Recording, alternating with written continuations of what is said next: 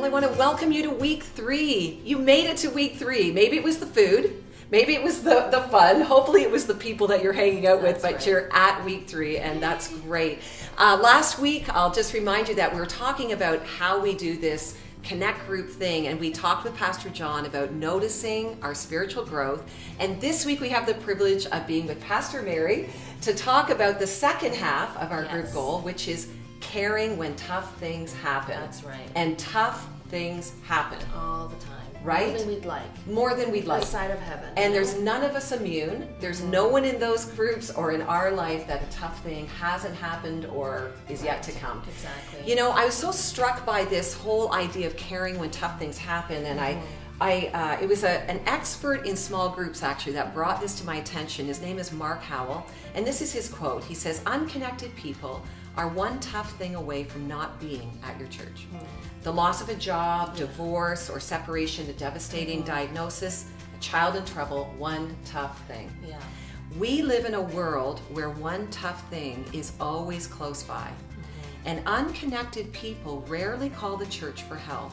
It's much more common for unconnected people to simply stop coming to church. Yeah. That keeps me awake at night. Yeah, it's heartbreaking. And you know, the reality is, these groups are making a choice to connect. Right. Because when the tough things happen, you need those people in your life that are going to be there for you to respond. And that's one of the roles of groups. And I really appreciate, Mary, the work that you and your team have done in looking at how do we care when tough things happen. Right. Like, does it mean that as a group we take on everyone's stuff? I know that you've come up with 3 pillars of care. Right. So it isn't just called Pastor Merry, right? That's right. That isn't one of the pillars? That's right. I'm trying to have better boundaries, so. Yeah, or we'll say call Pastor John. We'll just get him. Sure. Yeah, let's do that. Perfect. Or Dave. Or Dave. Yeah. But it's not. Don't call me. But anyway, the pillars of care. Walk us through these 3 pillars of care that help us understand what is our responsibility, what is the group's responsibility, and perhaps what is not. And hopefully just demystify care a little bit. Yeah, good. Because that's one of the things that people will come and say, I don't know how to care, and so they shy away from it. Right. So it's not that complicated. All right. We are wired for relationships, so this is a good thing. So the first pillar of care is shared responsibility. Okay. So that means doing life together, Right. being present for each other, Yeah.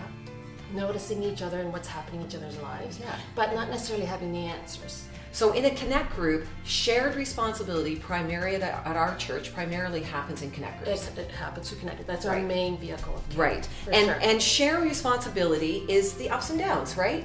It's being honest with each other, it's being authentic with each other, and it's being able to be there for each other. Right. Not solving the problems, like I said, but just noticing things when things are happening in people's lives. Well, and then there's personal responsibility. Right. Right. So personal responsibility is balancing the shared responsibility aspect. So shared responsibility is if I'm going through a tough situation. So for example, when I was last year, I lost my mom, and I don't know that I could have gotten through the last year if it wasn't for my Connect group. Right. But at the same time, I couldn't be like calling you every single night and asking you to like take care of all of my issues, right?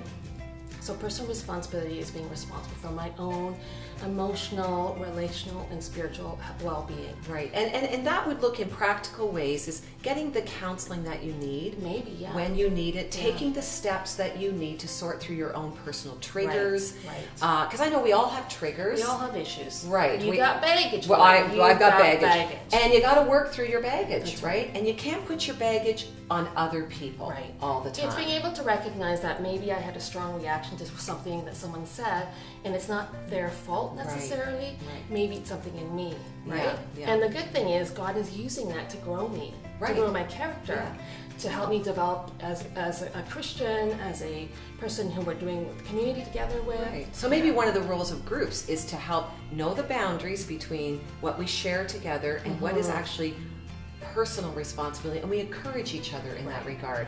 And tell us about the third pillar then. So the third one is ministry responsibility. Okay. So shared, personal, and ministry. Because there's things that happen that I will say is above your pay grade. Yeah. Right? Yeah. And I don't expect you to be able to solve it or fix it. It sometimes might require some professional intervention. It's like crisis situations that are beyond what a group can handle. And that's where we have a trained group of volunteers to help with that. And also to equip and to help give you some guidelines or some tools to be able to address issues. Yeah, and this is really helpful as groups go through things, or maybe a marital crisis, or That's as an right. example, there's other things, or even, you know, some mental or emotional health things that go on, that you have trained and equipped people right in our church that will walk alongside them in a mentoring kind of way that will help them either initially or for a time. That's right. And that's what the ministry is responsible for, and I'm so thankful you did that. You know, sometimes things happen in my life, in my group's life, and I'll just be honest, I don't always know how to practically care. Do I make the chocolate chip muffins? Do I make a phone call? Do I write a note? You've come up with another 3, the Trinity of Care. The Trinity of Care, what can I say? Yeah, in 3. So here's another 3, the 3 P's of care. Very practical. Tell us those 3 P's. So the first P is presence. Okay. So just being available and there. Research has found that if I'm going through a tough situation, and I have someone who cares about me, who's just literally there with me, it feels like my dragons are not that difficult to fight, or not as hard to fight. I can handle it with you by my side. That's the power of community, isn't it? It's very true. It is the because presence. we are wired to be in relationship. We are meant to be in relationship. So that's really key. Okay, so presence. Presence, prayer. Yeah, because sometimes I don't even know how to pray for myself. Just to be loved on through prayer is beautiful. One of the parts, and a significant part of our time in our meeting time, we have group discussion and around the Bible and our teaching, but just as important is our share and prayer time. And when we're doing our sharing time, we're telling our stories. We want people to be real, right? And we're praying. That is we should never feel that all I can do is pray. We should actually feel that like is a privilege. To do and there's power in praying. Oh, answered prayer. We get to witness that all the time. Absolutely. So there's presence, prayer, and then I get to make muffins. You get to make practical muffins. Support. Okay. Yeah, so practical support. Like, you don't have to give me a counseling session. Please don't. Okay. But come over with some muffins. I'm there. Yeah, and that practical support, I love seeing examples of groups when they're out doing gardening for somebody, you know, like painting someone's house. Well, hopefully not the whole house, but, you know, like just in practical ways, pitching in each other's lives. I'm so encouraged when I see that. Yeah. I mean, if I can share from my own life, when I lost my mom, you guys came over with lots of food. It was so good. Overfed you, or? Well, I gave it a little bit away. Okay, well, that's good. But, you know, you hugged me, you cried with me when I was crying. There was no words that you needed to say, because what can you say? And then this past summer, when my garden was blooming or not, that's my mom's garden. And so I couldn't even go there. So a friend from the Connect group came, surprised me. I came home and it was beautifully done. Brought me to tears. That's such a good example of that presence, prayer, and practical support. And you didn't have to have the answers, because you can't for something like that, right? I think care is not getting into fix-it mode. No, please don't. Over-spiritualizing things, having the answers for everything, right? And we want you as a group to operate in a healthy way in the area of care. I trust that these 3 pillars will give you a framework for how to operate, and the 3 P's are really just a practical way to put it into action. That's right. Thank you so much, Mary, for your leadership, for your team, for all that are serving. And when we look at, just to close here, in Galatians 6:2, I have a question for you.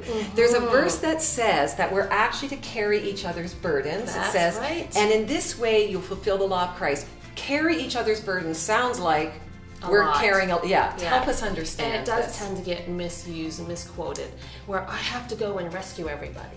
And that's not the intent. So, yes, we're to be there for each other, but if you look at the actual translation of burden, it's overburden. So it's not your daily responsibilities, it's not your job, it's not your, household responsibilities. It's things that are beyond and above, like crisis situations. And you have to read further in the scripture, and I think this is really key, so you want to balance the 2 verses there. If you go further into verses 4 and 5, each one should test their own actions, then they can take pride in themselves alone without comparing themselves to someone else. For each should carry their own burden. I like that. Yeah. That's really Very helpful. important. So that's shared and personal responsibility. Well, thank you so much for framing that up. Groups take some time to talk about what it means to be real, to care when tough things happen, and discuss this trinity of care. And I'm really looking forward to how groups will work this out together. Me too. Yeah, God bless you.